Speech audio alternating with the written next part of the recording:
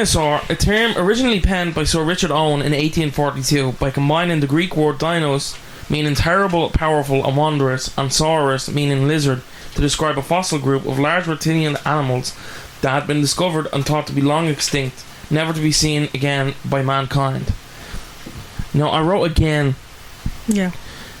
What was I on about? But what if they're still alive in remote and unexplored places of the world, where the unimaginable is reality?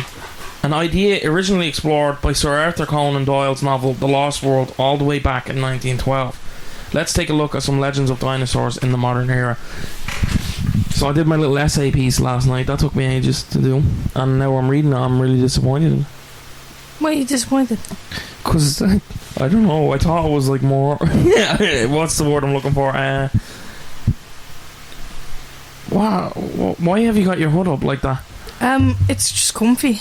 It's not going to come across on the podcast, Mel. No one's gonna be like, she's badass with that hood up. No, it's comfy, dude. It's all like 4 lines. It's comfy. You look like a fucking penguin.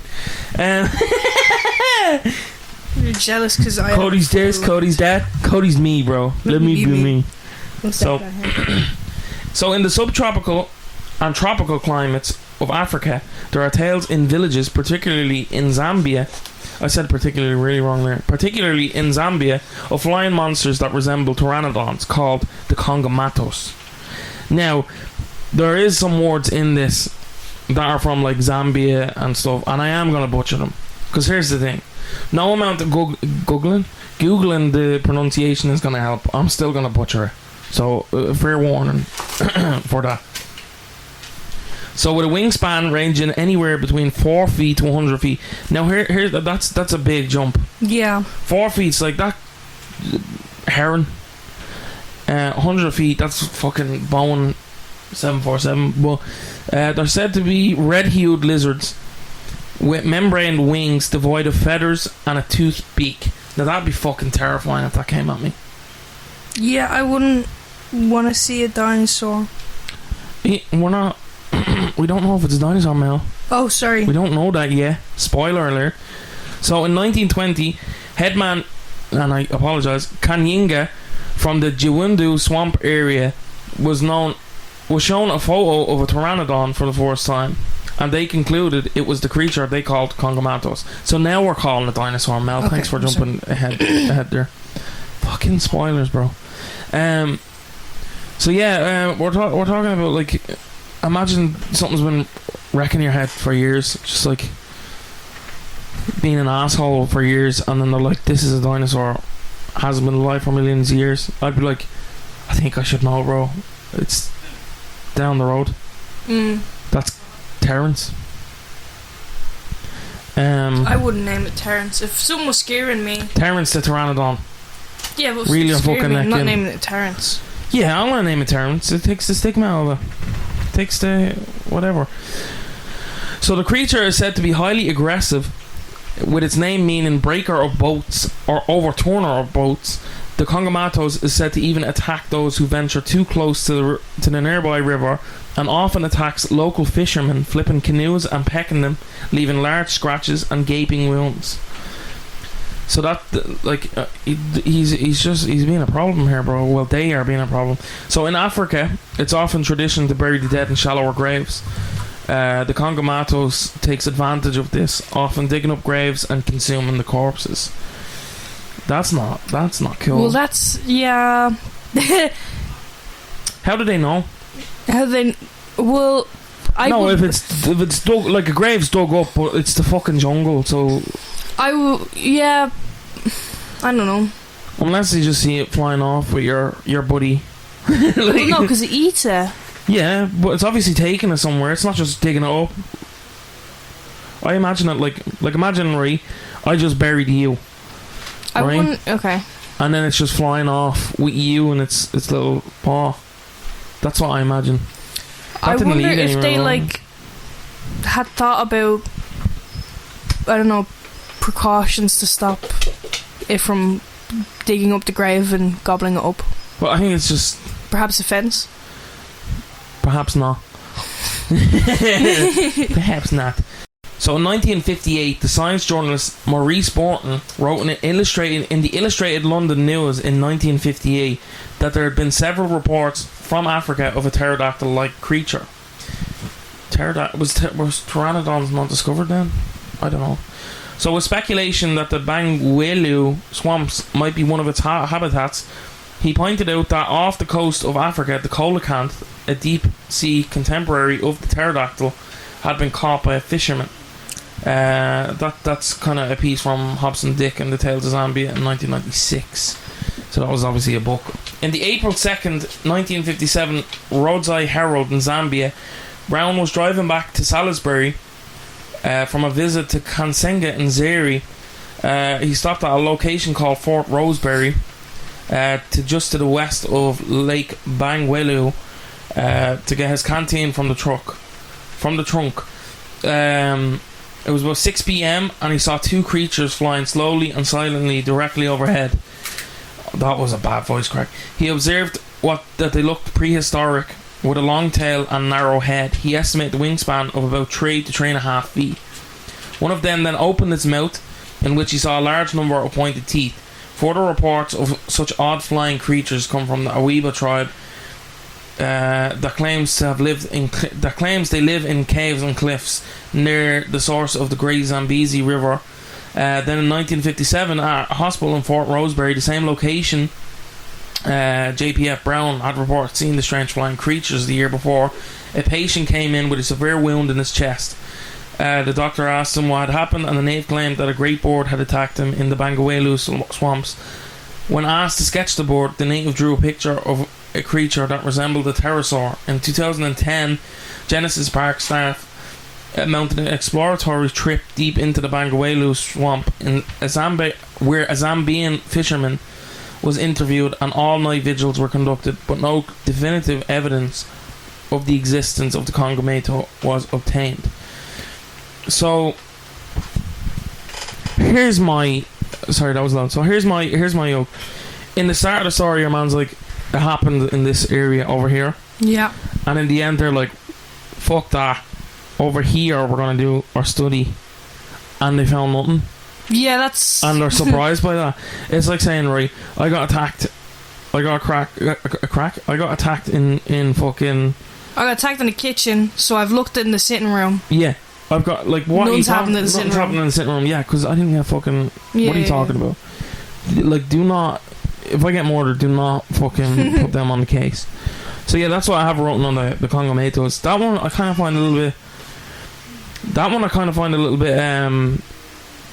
I don't know what I would describe. I think that one's scary. Yeah. Scarier than some of the other ones. There's one that's really fucking freaky that I have. But yeah, no, I don't know. That one's just kind of like just kind of being a dick, eating our dead, scratching the fuck out of us. Yeah, I think it's more scary if you imagine like someone you know. Yeah, but my thing with that one is, could it be? Have you ever seen a flying fox? No. They're large. It's like a bat. It's, they look like a dog. Are they native for that area? Yeah, in Africa they live in caves and stuff like that. But they mainly eat fruit is the only issue. And these are reported as eating.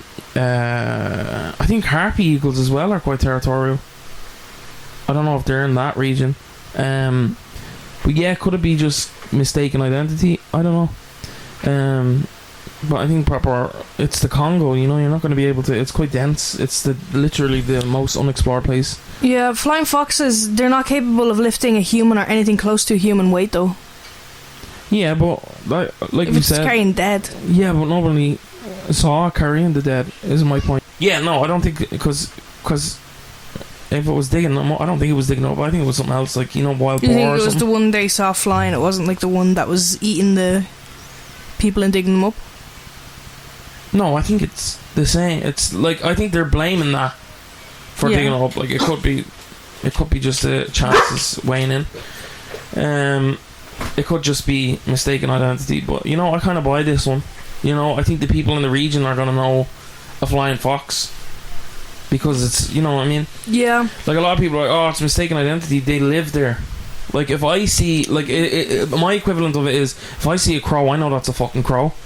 If I see something that looks like a fucking pterodactyl, I'm gonna say that looks like a pterodactyl. I don't think they're going to be mistaken identifying animals they've been fucking surrounded with all their life. Yeah, that's the Congamatos. Deep in the jungles of Central Africa, indigenous tribes have tales of a large sauropod-like creature called the Mokele Mbembe. Described as having smooth brownish grey skin, it's twice the size of an elephant, with a long flexible neck ending with a small head with a single sharp tooth protruding from its maw, and a long whip-like tail that some say is textured like that of an alligator. It has just one little... It's got a little... There's a name for that. Snagtooth? Snaggletooth is when you have like Snaggletooth? Maybe, yeah. I don't know. Is it not? But it's because I just think that sounds so like cute, you know though. the little cartoon characters of like monsters and stuff like that, and their mouths open, they just have one little tooth. It's kind of like a giraffe with its long neck. It's a giraffe. Would a giraffe have a flexible neck? No. Well, kind of, but not I'm imagining like, this one having like more movement, more like snake-like movement, like kind of like an elephant's trunk type thing. And a whip-like tail. Wow. Whip-like tail. That's like the fucking Titanic from. The one from the fucking Jurassic Park Rebirth. The one number. The one and they're getting freaky, remember? The and your man's just feeling them up.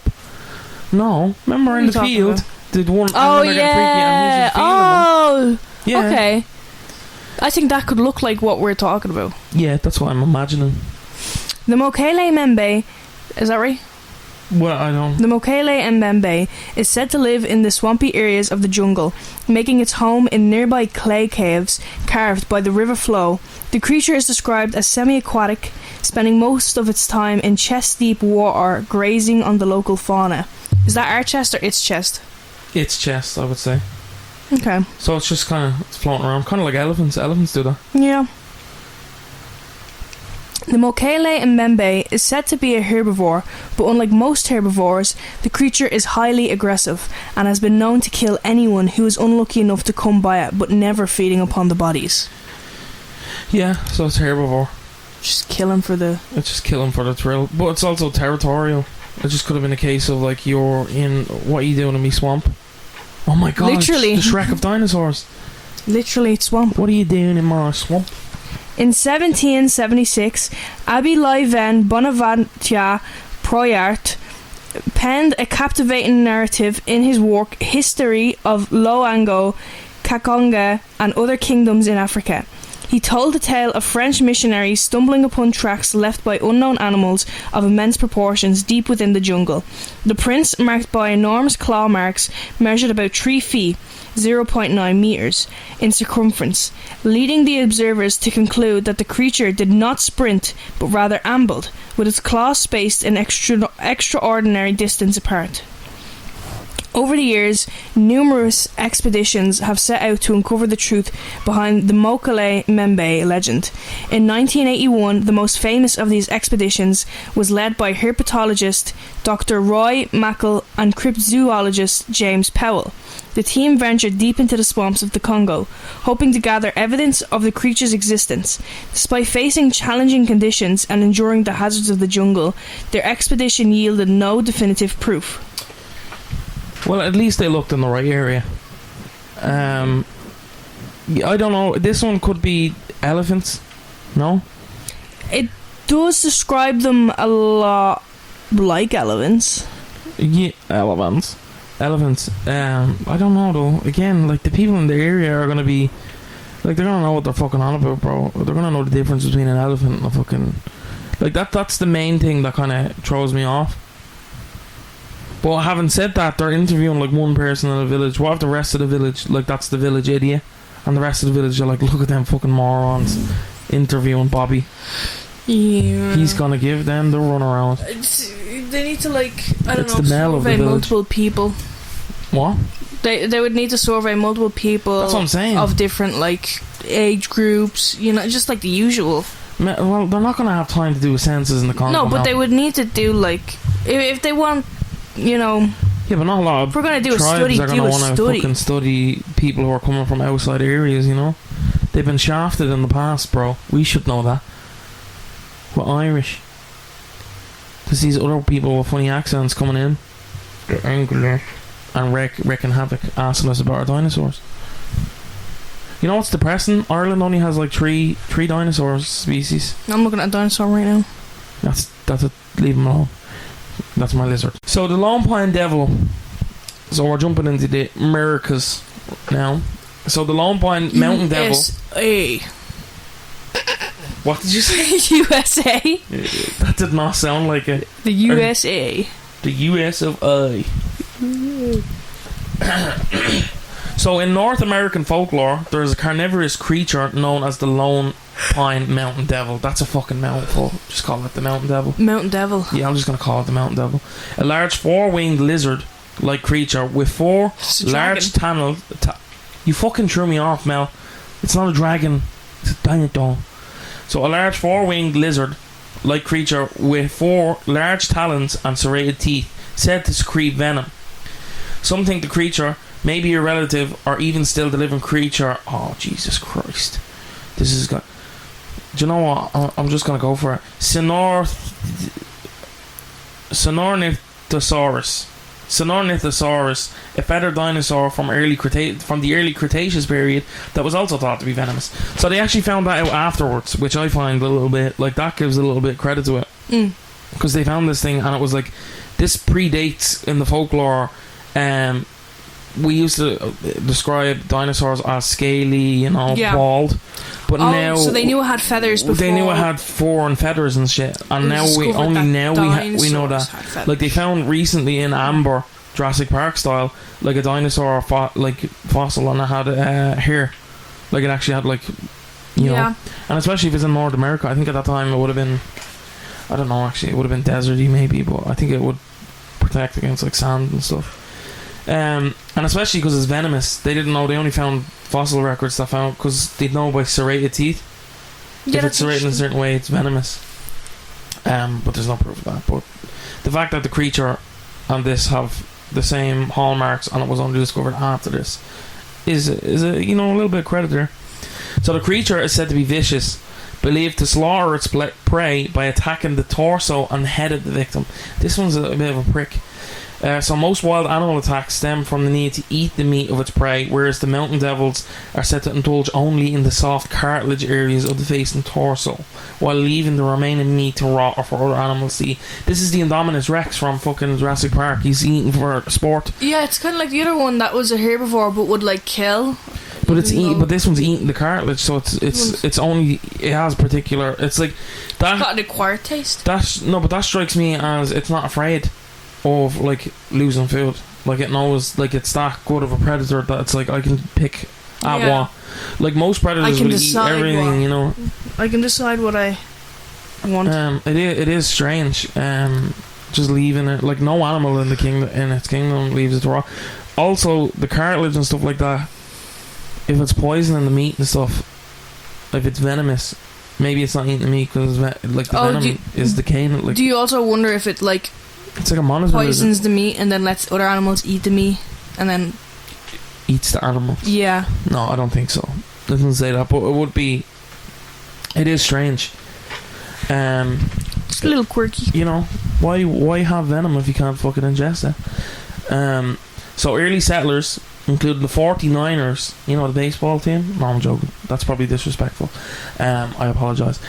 Began spreading the tales of the creature's existence after numerous coyote and bobcat carcasses were found in the rough desert and mountain wilderness of the southwest in the mid-19th century. It is not known when or who first coined the name Lone Pine Mountain Devil. Could have, shorn the Mountain Devil became legend as the settlers told each other of the tales of finding entire convoys of adventurers, families and gold prospectors had been murdered, their faces left unrecognisable and their torsos appeared to have been eaten clean to the bone. Since the early 1900s, sightings have dropped significantly. Some attributed the disappearance of the alleged beast to the massive population influx of the 20th century in the regions of Southern California, Los Angeles and San Diego. But that's like we're talking like cowboy era here. So fucking Red Dead, you're getting that would be pretty good. Cowboy and dinosaur. This could be a pretty good movie. It's a strange story, you know. What animal leaves perfectly good meat? Why is he eating cartilage? Is there any like nutritional value in cartilage? Does it taste good? Does it taste good? What does it taste like? Well, I've brought some for us to try. Oh, fuck off. Keep that cucumber on. According to the North American Cryptozoology Center, lone pine mountain devils only attack creatures who disrupt the ambience and inner peace of their natural habitat. So they're little Buddhists. True believers in the creature's existence see the lone pine mountain devil as the keeper of peace of sorts, of the sanctity of the natural wonders of the region. They view the mountain devil's normal prey of coyotes, bobcats, humans, etc. As those who destroy the natural elements in the region and do not contribute to the regeneration of the forest. One popular rumour states that those who disrespect nature, the wilderness, or the existence of the lone pine mountain devil are targeted as the prey of the creature. So it's kind of like the Annabelle doll of the natural world, you know? Yeah. The best known documentation of human interaction with the lone pine devil came in 1878, when a stagecoach train of Spanish settlers disappeared in the Sierra Nevada mountains in Southern California. A group of 37 settlers, men, women and children, vanished without a trace for 2 months, after which their rotted corpses were discovered by a team of copper miners. Weeks had passed since their scheduled arrival at the mission, about 110 miles north of San Diego, when a lone priest, Father Justice Martinez, approached the mission. He was weak, thirsty and hungry. He had no horse, no supplies, only the clothes on his back and a journal. Upon questioning the priest, he informed the others that while on his journey he had taken a vow of silence when confronted by the beast damned by the good Lord. The last entry in his journal was related to the disappearance of the Spanish convoy in the mountains. So in it he describes the settlers, weary from their cross-continent journey, taking part in a celebration of honour to honour St. Roderick. The celebration escalated to a righteous orgy. Oh. That took a fucking turn. And the settlers, that's actually crazy. My God, I wasn't even expecting that. And the settlers began to burn trees for heat and light. As the party carried into the dark hours of the night, the priest writes that he took refuge by himself in a small tent on the outside of the convoy and watched as winged demons swarmed from the trees and attacked the settlers. His final entry in the journal read, my God, they are all gone. The winged demons have risen. What sin have they committed against each other and thy sacred earth? May the forgiven Lord not abandon their souls, which were taken from them into the depths of hell. And through the earthly fires of man, a soul tree remained by the mountain's peak, and the devils that spared me returned to the refuge of the lone pine on the mountain. That's heavy, bro. That's crazy. And there's actual like evidence. They have the journal. Yeah. He could have just went on a rampage. They could have drank the Kool-Aid. It could have been, you know, one of those. Would the priest have as well? That's a crazy twist to try. Yeah, they're having an orgy, Mel. That's not most Christians are like, you know, not before marriage. You know. Yeah. I suppose it was over time that's kind of a little bit shaky, but you know, I don't know. It's a little strange. It's kind of like and it goes back to kind of like old settlers and stuff like that. You know, they disgraced the area. But I don't think it's necessarily a spiritual thing. I think if they earn their territory and you're fucking shit up, they're gonna attack. Yeah, I would have thought because they were burning trees and stuff. That's why they smell it and whatever, or even they were sleeping in the trees, and it's just. This also could have been just species of bird, or even a species of lizard that was, you know, attacking. Yeah, we do have flying lizards and stuff like that. So after years of decline, the new millennium has seen a sudden jump in mountain devil sightings. Californian cryptozoologists have stated that they have recorded an exponential rise between 2003 and 2010. Here's the fucking kicker, right? No. So convoys are notorious for going missing hundreds of years ago, and then there's, you know, people are starting to venture back into the area.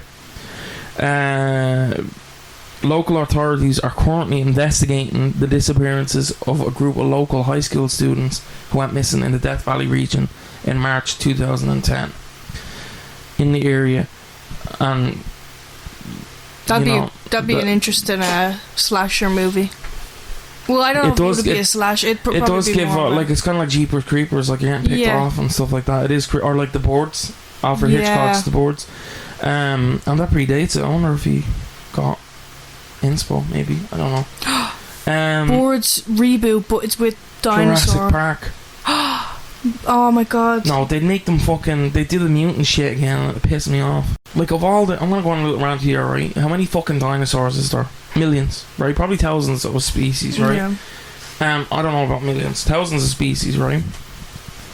And they're just like, what if a fucking velociraptor, right, had got with a T-Rex and we turned them into a Boeing 747? I feel like it makes sense for what would happen in real life. Yeah, well, be like, yeah, we would, but because like, crossbreeding is a thing. Only for certain animals. I feel like if they could do it like with more animals, do tiger, they would. Tiger, lion, liger. Exactly, dude. Yeah, but they're kind of similar in. I feel like if you could do other ones, they would do other ones. Yeah, I think they did. Jaguar. Yeah, dude, that's what I'm saying. Yeah, but I think there's actually, because the first one was an accident. I think here's what is next for the Jurassic. We're going completely off topic. Next for the Jurassic World, or whatever they're calling it now. Jaws gets Jurassic, the Jaws Jurassic crossover, where it's just a Jaws movie but with the water dinosaur. Yeah. Then we do Jaws the boards. Is the good guy this time, and he comes in like Freddy vs. Jason. Oh yeah. Yeah, he comes in and then he fights the dinosaur. And they're like, thank you, Jaws, and then he starts eating them.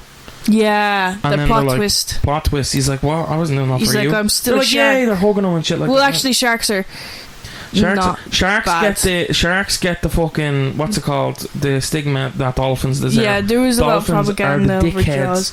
They are the dickheads of the then ocean. after Jaws gets Jurassic, we have the boards, but then make it Jurassic.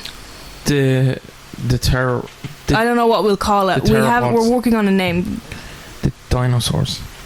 So we'll move on to the next one. This one I like. Me? This one's my favourite. Is this me or you? It's me? It's for me? Yeah, it's you. Okay. The Emala entuca is claimed to be around the size of an African bush elephant, brownish to grey in colour with a heavy tail and with a body of similar shape and appearance to a rhinoceros, including one long horn on its snout. Supporting its massive bulky body above ground level are supposed 4 short stump-like legs. It is described as having no frills or ridges along the neck. The animal is alleged to be semi-aquatic and fed on malambo and other leafy plants. The Emala entuca. Yeah, I just had it, dude, and I lost it. Emala entuca. The Emala entuca is claimed to utter a vocalization described as a snort, rumble, or growl. Meow. No. That noise was neither of the 3 things just said. The structure of its horn. It's the Emala entuca! Shut up. Shut it. The structure of its horn is debated among writers on the subject. The debate runs thus: if the horn is ivory, then it would be a tusk or a tooth, and not a horn at all. Some rhinoceroses do have tusks, especially the Asiatic one-horned kinds, yet these are not known to inhabit Africa. If the horn is made of bone, then the creature is a reptile, as many fossil reptile groups, such as the ceratopsians, had horns made of bone. Finally, the horn could be made of keratin, as are the horns of African rhinos. However, without a specimen to examine, any attempt to classify the Emala entuca by this method can only be speculative. So they like think there's enough to this to be like, what is this? They've considered it, but they can't like really.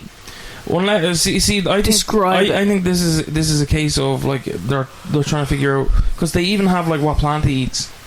Yeah, like they know where it grazes and stuff like that. They know it's semi-aquatic. I think this is a case of like they know it's there. They're trying to figure out if it's just a weird looking, funny looking rhino. Yeah, they're trying to classify it. Like, is it a reptile or is it just? Is it a rhino? Like, what is like they don't have a sample of its tusk. That seems to be like the definer. Yeah, because as they said, bone is like because most modern day stuff, it's like keratin and stuff. And what's the other one?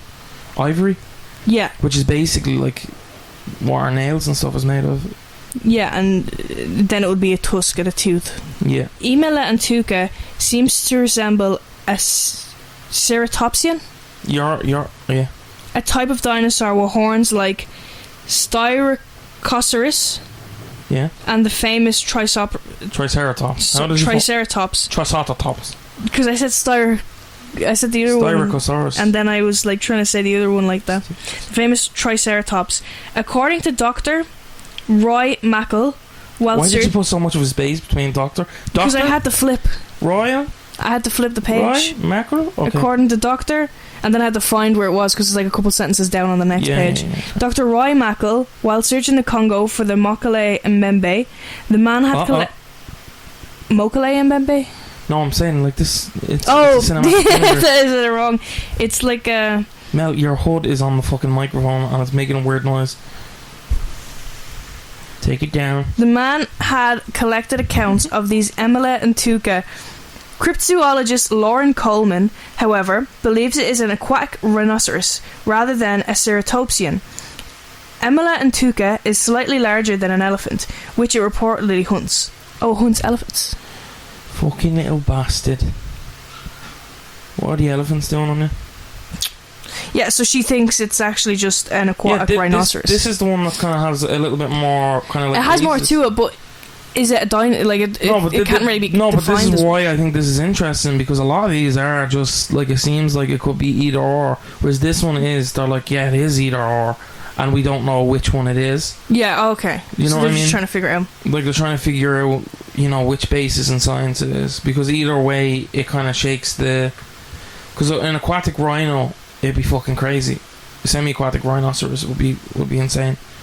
But yeah, I think it's interesting.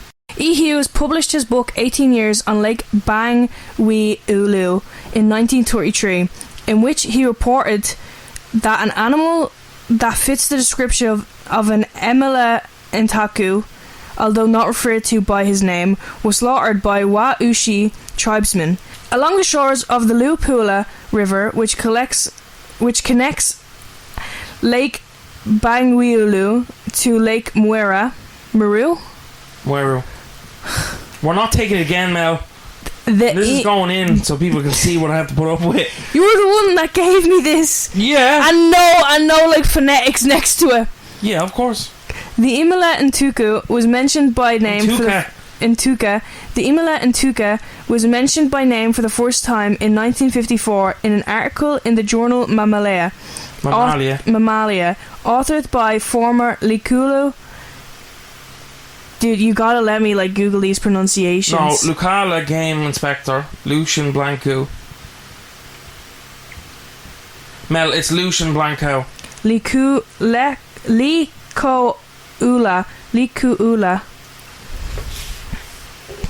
The Emelantuca was mentioned by name for the first time in 1954 in an article in the journal Mammalia, authored by former Likuula Game Inspector Lucien Blanco. He stated that Emelantuca was larger than a buffalo and dwelled throughout the Likuula swamps. It was also Blanco who first mentioned the fact that an Emelantuca kills elephants, buffaloes or hippos when disturbed, much like the Mokele Mbembe's allegedly renowned hatred for hippos. While both animals are supposedly herbivores, they also supposedly share a fierce sense of territoriality, and it is for this reason that the pygmies are claimed to fear it more than any other dangerous animal. In about 1930, an Emelantuca was supposedly killed near Dongo.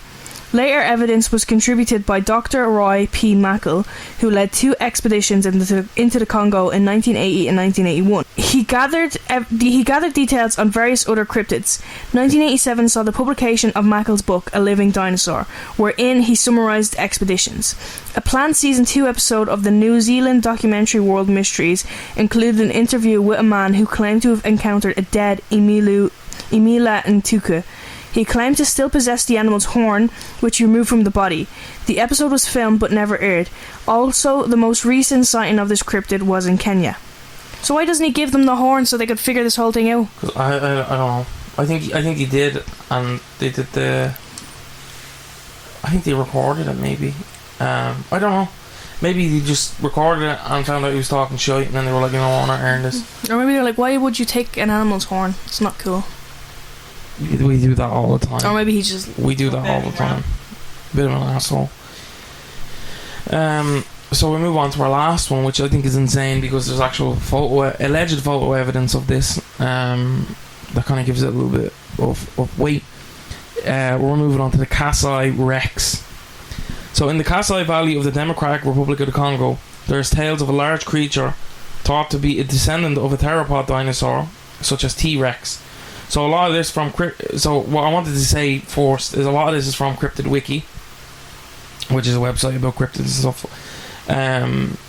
It's just the next part is kind of more of a quote, and it comes directly from the guy who's seen it.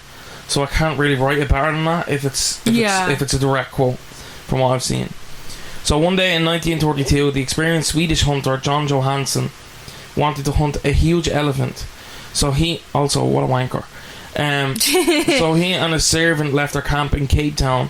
They crossed the swamp until finally reaching the savannah in the Kasai Valley, which seemed desolate as there was no animals anywhere. That was until the servant yelled in excitement when he saw 2 elephants. So Johansson got a shotgun, but something was wrong with them. There were only 2 instead of an entire herd. About 44 meters away, there was something in the underbrush stalking the elephants. And suddenly, this something, a strange creature, jumped into action, and the servant dropped into the undergrowth. While Johansson, I don't know why he, paralysed, changed aim, and decided to shoot this strange creature. He shot the creature 3 times, and only one shot hit it, hitting it in the back. The creature backed away and left. Johansson got his servant up from the ground and decided to go back to his camp in Cape Town. But first, they had to cross the swamp. And as they were halfway across the swamp, they heard a splash and thought of crocodiles.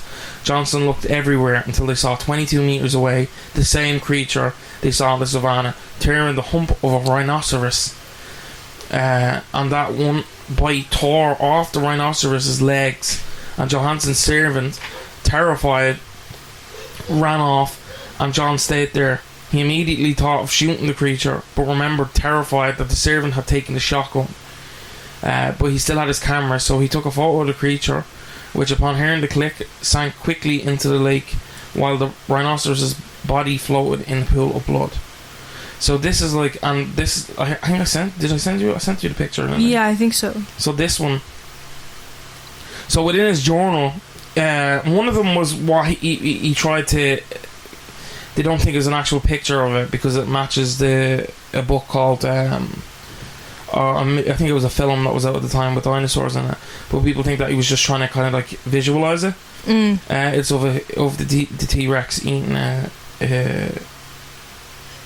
rhino. The rhino. Whereas the second one is actually this one. Yeah. That I'm showing you, and it'll be posted on our socials for you to see. That's quite a that's quite a picture, you know.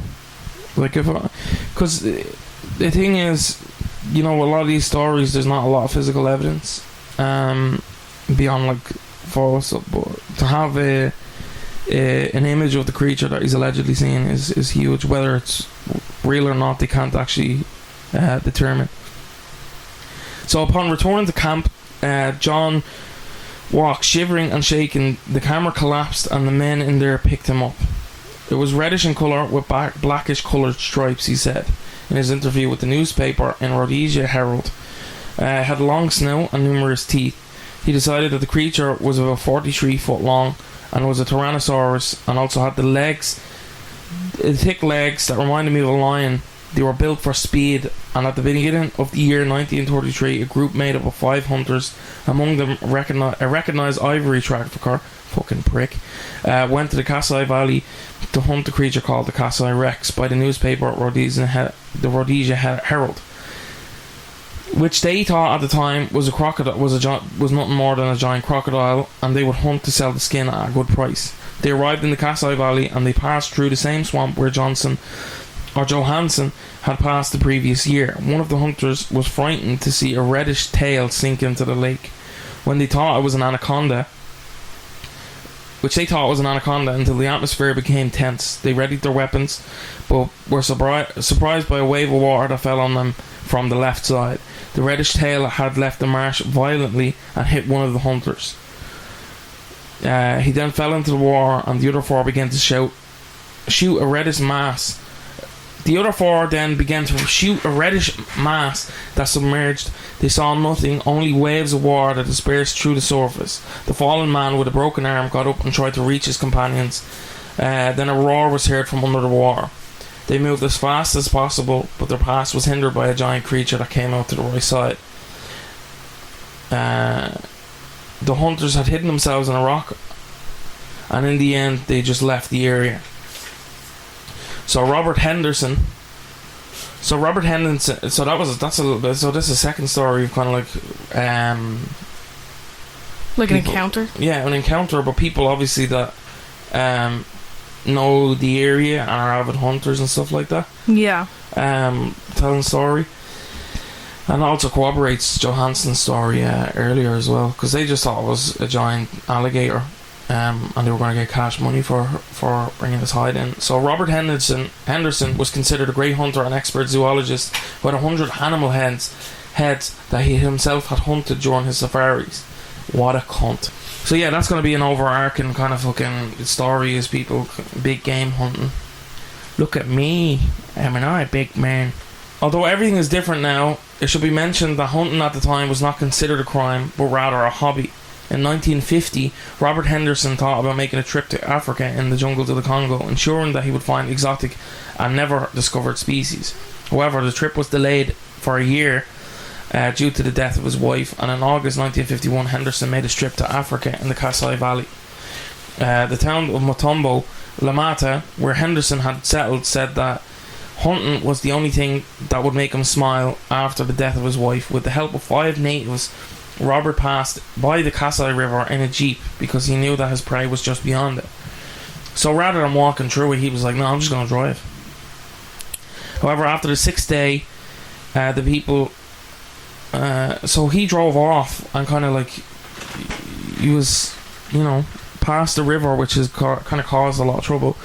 So they were said to be gone for about 6 days, they said. And they would camp, so the Henderson... would have time to hunt. However, after the 6th day, the people didn't see them coming back, so they waited a few more days, thinking they wouldn't come back because it had rained and the river had gotten bigger. When they still didn't come back, a group of 10 people in the village and 5 people from the military regiment were sent to find them then. The next day, they found traces of a camp, seeming to be the initial base of Robert and his group. The rescue group estimated that they were here for 2 days. It was thought that Henderson had gone to the depths of the Kasai Valley to hunt something else. Since they had already found skin and gazelle viscera near the camp, the rescue group camped there, and the next morning they continued their search. The strange thing was that the valley seemed desolate.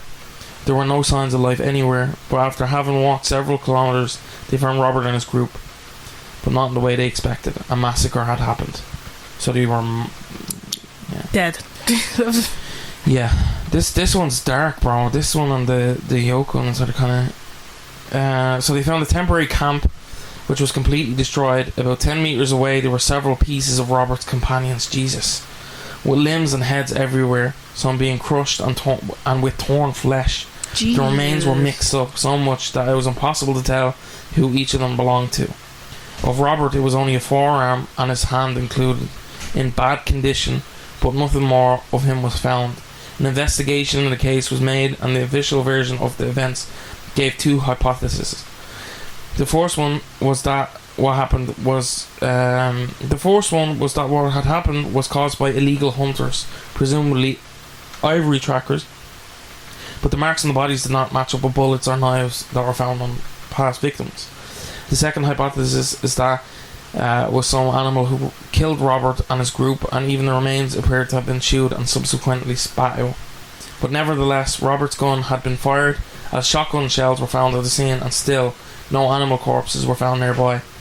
There was no way a hunter as experienced as Robert could have failed to shoot any animal that would attack them.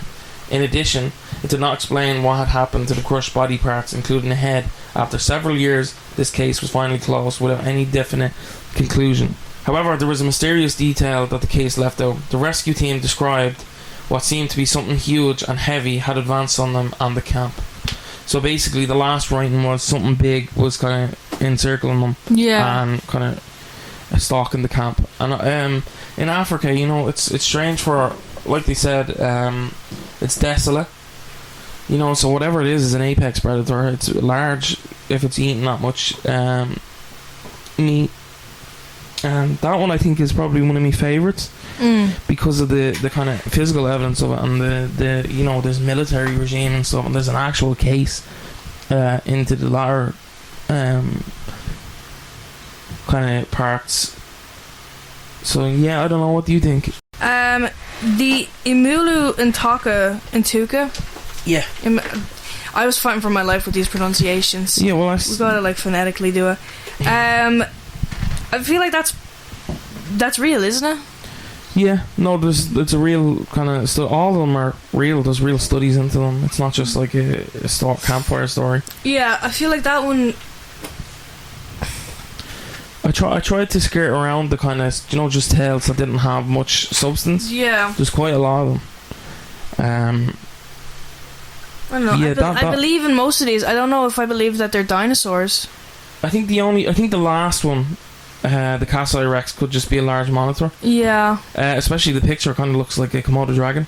So what if it's just like a large monitor lizard?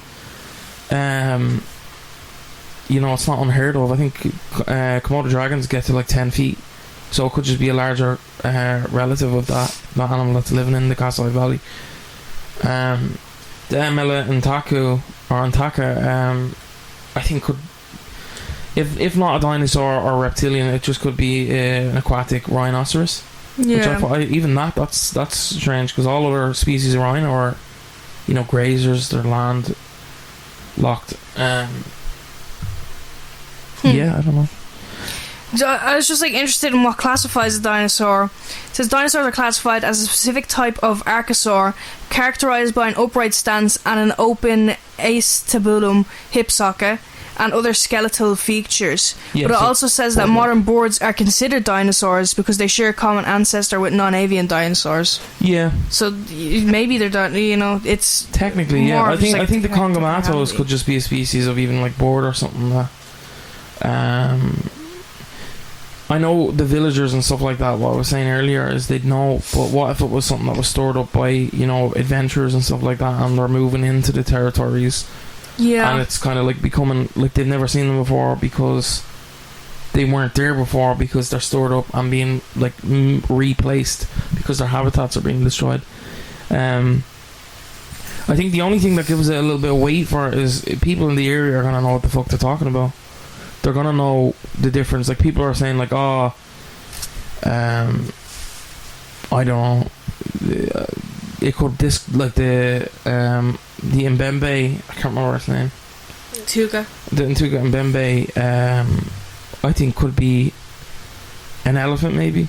Yeah, that one and the other one I did was also described as elephant-like. Yeah, I don't. The Congo is a strange place, you know. It's the any large, like the Amazon is one of the most unexplored places on the planet. I think jungles in general aren't really. It's very easy to get lost in them, so they're not really traversed well. I think the only people who really know what they're talking about is the people who live there. But you know, scientists want to come in and be like, "Oh, I know better." It's like, no, shut it. I think experience rules over knowledge in a lot of these cases, but I think the one that has the most substance would be the Triceratops type thing. Even just of being a creature, because again, cryptozoology isn't. I think that's the best case of cryptozoology in what it is, and its base kind of understanding is determining. You take a story and you determine whether or not that creature exists and what that creature is. So, you know, we've been over this, but it's kind of like a bastardized, and today it's, you know, Bigfoot and how to prove Bigfoot's real. Whereas in its base form, it works alongside with zoology and takes legend and adapts that to story and kind of what's fact and not fiction. But yeah, I like today's episode. You know, it's dinosaurs. Yeah, you can't go wrong with a dinosaur. Dinosaur. It's the first one we've done outside of Ireland, isn't it? I think so. Yeah, we're branching out. We're getting a little weird with it, and you know, it didn't go that well with the name pronunciations. But you know what? We'll fuck up Irish name pronunciations, so you can't fault the dyslexic lads. So yeah, I think there's not much else to say. There's a lot of stories of dinosaurs and stuff like that, or even saurian cryptids in kind of the media and stuff like that online, and there's a lot of threads and stuff on Reddit and Tumblr and stuff like that, but I kind of steer away from that because, you know, a lot of podcasts towards the midpoint of their tenure become just reading Reddit horror stories and stuff, and I just don't